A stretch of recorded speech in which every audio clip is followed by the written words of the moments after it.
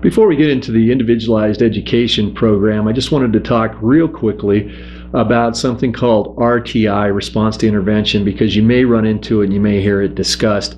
All that RTI is low-level interventions for your child in the classroom so that they may not have to access special education. Now, I think this is a good idea and it works sometimes, but I want you to be real careful. If your child needs an evaluation, RTI should not limit or delay your evaluation. So take a look at the information that we have on RTI so that you understand what it is, but I just want you to remember that it shouldn't delay your evaluation if your child needs an evaluation for special education. Okay, response to intervention, RTI.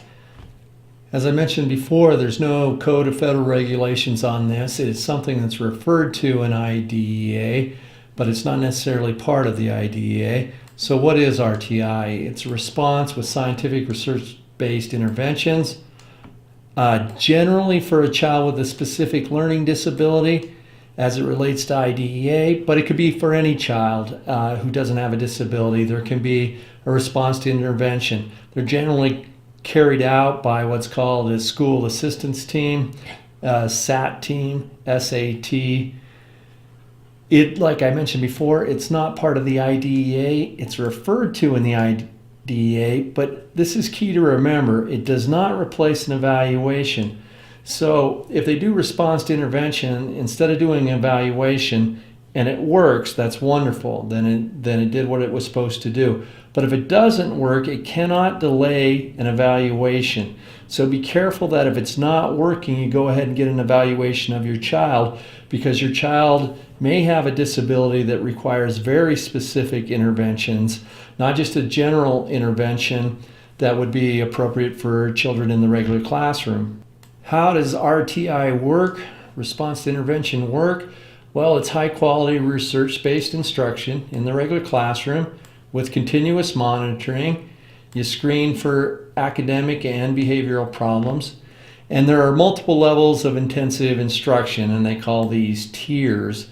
And this is the intervention. Tier 1 is screening of students and intensive core instruction.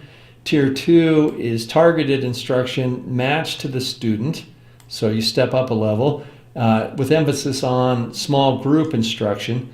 And then finally, Tier 3 is direct and systemic instruction to the individual. Now, if all that doesn't work, then you refer the child for an evaluation. But once again, make sure it doesn't delay the evaluation of your child if there's a suspected disability.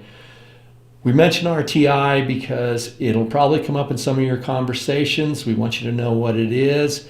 If you want more information on it, here's the State of Nebraska website link, and if you want to take a look at that, it'll give you more information. But once again, I just want you to remember that it is not specific to IDEA, and if your child needs an evaluation, make sure you get an evaluation.